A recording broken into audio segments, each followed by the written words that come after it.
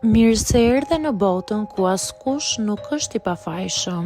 Sekrete shqiptare, vendi ku rrëfimet më të thella, më të ndaluara dhe më të pathëna të shqiptarëve marrin zë. Na bëni subscribe për histori të ndryshme.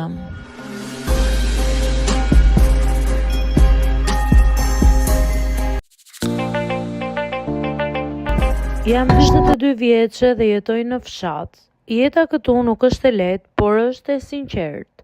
Nuk ka shumë zhurmë, nuk ka shumë luks, por ka shumë punë pafund.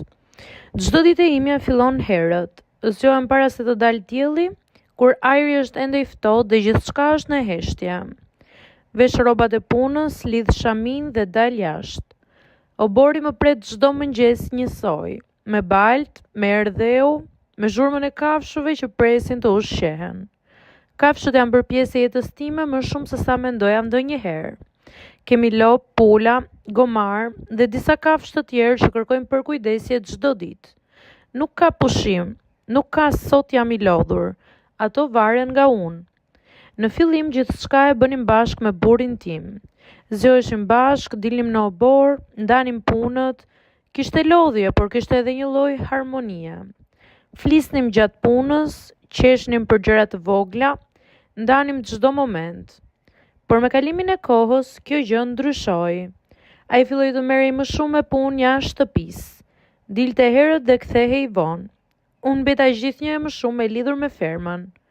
Pa e kuptuar, dita ime filloi të rrotulloj vetëm rreth kafshëve. Në mëngjes u shjeja një nga një, pastaj pastroja stallën, mbushja ujin, kontrolloja gjithçka.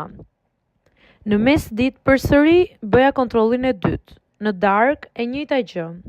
I flisja shpesh kafshëve, jo sepse prisja përgjigje, por sepse më dukej sikur më dëgjonin. Ishin aty të qeta, pa kërkesa të tepërta, pa ankesa. Nuk më gjykonin, nuk më kërkonin më shumë se sa unë mund t'i jepja. Kjo gjë më qetësonte. Ndërkohë burri im po bëhej gjithnjë më i largët. Ai kthehej në shtëpi i lodhur, edhe unë gjithashtu isha e lodhur. Nuk kishim më energji për biseda, për të ndarë ditën, për të qenë si dikur. Bisedat tona u shkurtuan shumë. Pastaj, heshtje. Në fillim nuk e vura shumë re. Mendova që është një fazë. Jeta e fshatit është e tillë. Lodhja bën të vetën. Por dita ditës heshtja u bë më e madhe. Nuk dilnim më bashk, nuk pinim më kafe, nuk qeshnim për gjëra të vogla, secili ishte në botën e vet. Unë në obor, ai diku larg edhe kur ishte pranë. Një pasdite ndërsa po qëndroja te kafshët, më gjatë se zakonisht, ai doli dhe më pa për disa sekonda pa folur. Pastaj më tha: "Ti ri më shumë me gomarin se sa me mua." Qesha lehtë sikur të ishte shaka. "Po dikush duhet të merret me to," i thash pa e menduar shumë. Ai nuk qeshi, ishte serioz. "Duhet merresh dhe me mua," më tha. Ajo fjali më goditi, por nuk reagova. U ktheva prapë te puna sikur asgjë nuk kishte ndodhur. Brenda meje diçka filloi të më mundoi. Ditët vazhduan njësoj. Unë vazhdoja rutinën time duke u marrë me çdo detaj të fermës. Çdo gjë duhet ishte në rregull. Çdo kafshë duhet ishte ushqyer, e pastër, e kontrolluar. Ndërkohë marrëdhënia ime po lihej pas dore. Një mbrëmje u futa në shtëpi më herët se zakonisht. Ai ishte ulur vetëm duke parë në heshtje. Nuk kishte televizor, nuk kishte telefon, thjesht të rinte. Ula pranë tij. Heshtëm për disa minuta. Ishte një heshtje e rëndë, ai lloj heshtje që të bën të mendosh për gjithçka që nuk e thën. Dhe aty për herë të parë e pash ndryshe situatën. E pash veten time nga jashtë. Një gruaj që jepte gjithçka për kafshët, për punën, për detyrimet, por që kishte haruar të kujdesej për njeriu që kishte në krah. "Ke të drejtë," i thash. Ai më pa i habitur. "Ja marr shumë e punët dhe të kam lënë pas dore." Nuk foli me njëherë, pastaj më tha: "Nuk dua shumë, kërkoj vetëm pak kohë nga ty." Ajo fjali më preku më shumë se çdo ankesë. Nuk po kërkonte diçka të madhe, vetëm vëmendje.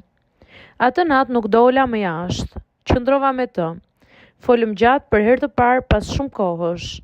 Për gjëra të vogla, për gjëra të mëdha, për atë që kishim qenë dhe për atë që po bëheshim.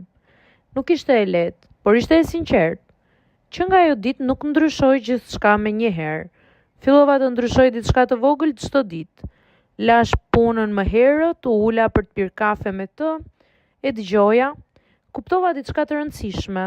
Jeta në fshat është e vështirë, patjetër, por më vështirë është të humbasësh njeriu që ke në krah, pa e kuptuar.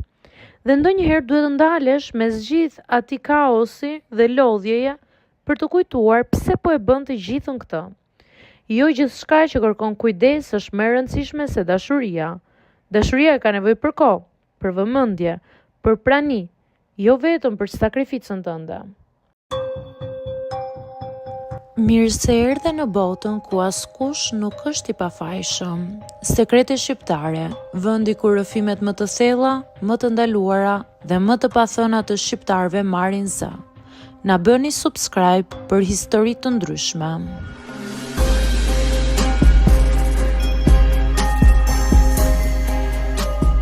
Jam 22 vjeçe dhe jetoj në fshat. Jeta këtu nuk është e lehtë, por është e sinqertë. Nuk ka shumë zhurmë, nuk ka shumë luks, por ka shumë punë pafund. Çdo ditë e imja fillon herët. Zgjohem para se të dalë dielli, kur ajri është ende i ftohtë dhe gjithçka është në heshtje. Vesh rrobat e punës, lidh shamin dhe dal jashtë. Obori më pret çdo mëngjes njësoj, me balt, me erdheu, me zhurmën e kafshëve që presin të ushqehen. Kafshët janë bërë pjesë e jetës time më shumë se sa mendoja ndonjëherë. Kemi lop, pula, gomar dhe disa kafshë të tjerë që kërkojnë përkujdesje çdo ditë. Nuk ka pushim, nuk ka sot jam i lodhur, ato varen nga unë. Në fillim gjithçka e bënim bashkë me burrin tim. Zgjoheshim bashkë, dilnim në obor, ndanim punët, kishte lodhje, por kishte edhe një lloj harmonie. Flisnim gjatë punës, qeshnim për gjëra të vogla, ndanim çdo moment. Por me kalimin e kohës, kjo gjë ndryshoi. Ai filloi të merrej më shumë me punë jashtë shtëpisë. Dilte herët dhe kthehej vonë.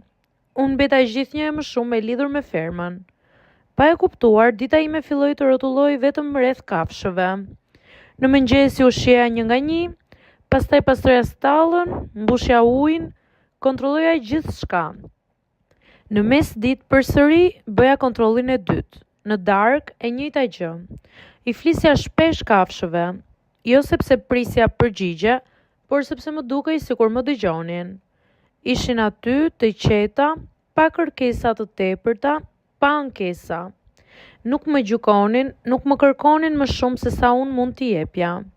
Kjo gjë më qetësonte.